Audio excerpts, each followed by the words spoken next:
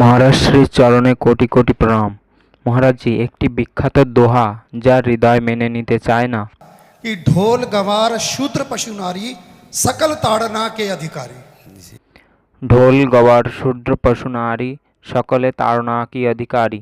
তাড়ন শব্দের অর্থ শাস্তির। মহারাজজি বলছেন, অনেক সময় এই দোহাটি ব্যবহার করে মায়েদের বোনেদের অবমাননা করা হয়, কিন্তু এই দোহাটির গভীর শাস্ত্রীয় ও যথাযথ ব্যাখ্যা অনেকেই বোঝে না। এখন আমরা এর প্রত্যেকটি শব্দের গভীর তাৎপর্য শাস্ত্রসম্মতভাবে বোঝার চেষ্টা করব। ঢোল ঢোল শব্দে তাড়না এর অর্থ এখানে বাজানো, ঠিকভাবে রাগ প্রকাশ করার জন্য ছোঁয়া বা থাপ্পড় দেওয়া। ঢোলকে হাত জোড় করে বললে বাজবে না, সঙ্গীতের তাল অনুযায়ী তাকে বাজাতে হবে, অর্থাৎ তাড়না করতে হবে। এখানে পেটানো মানে নির্দয়ভাবে মারধর নয়, বরং সঙ্গীতানুগতভাবে তাকে স্পর্শ করে রাগ প্রকাশ করা।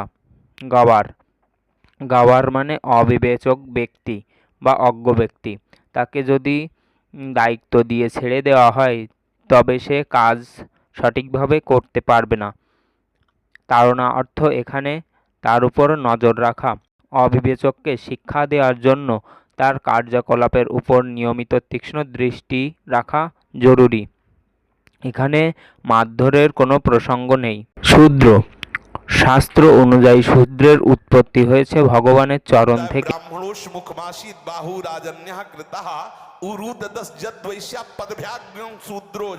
যা অত্যন্ত পবিত্র স্থান। শূদ্র মানেই নিচু নয়। শাস্ত্র বিরোধ আচরণ বোঝাতে কখনো কখনো শূদ্র আচরণ বলা হয়। এখানে তাড়নার অর্থ শাস্ত্রের মধ্য রাখা, শাস্ত্রীয় পথ অনুসরণ করানো ও বোঝানো। মারধরের কথা এখানে নেই, বরং নিয়মের মধ্যে রাখার কথা বলা হয়েছে। নারী, যদি কেউ ভাবে নারী মানে তাড়নার যোগ্য বা মারধরের যোগ্য, অর্থাৎ মার খাওয়ার উপযুক্ত, তাহলে সেটা সম্পূর্ণ অজ্ঞতা। নারী হলো রত্ন, 14টি রত্নের একটি রত্ন হলো নারী। শাস্ত্র বলে নারীর উপর সর্বদা রক্ষা ও দৃষ্টি রাখা প্রয়োজন।